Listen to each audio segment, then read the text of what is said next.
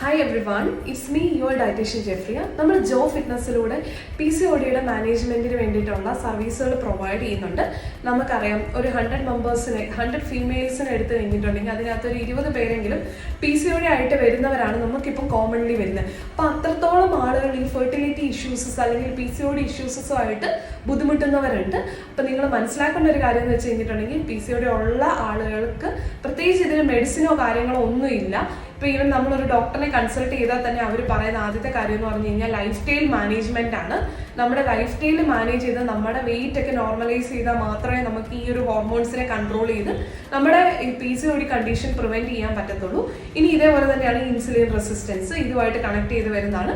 അത് നമ്മൾ കഴിക്കുന്ന ഫുഡും നമ്മൾ ചെയ്യുന്ന ആക്ടിവിറ്റിയും നന്നായിട്ട് കറക്റ്റ് ചെയ്താൽ മാത്രമേ നമുക്ക് ഈ ഒരു കണ്ടീഷനിൽ നിന്ന് വെളിയിൽ വരാൻ പറ്റത്തുള്ളൂ. അപ്പോൾ ഇതിന് വേണ്ടിയിട്ട് കംപ്ലീറ്റ് സപ്പോർട്ട് നമ്മൾ ജോ ഫിറ്റ്നസ്സിലൂടെ പ്രൊവൈഡ് ചെയ്യുന്നുണ്ട്. Even fertility issues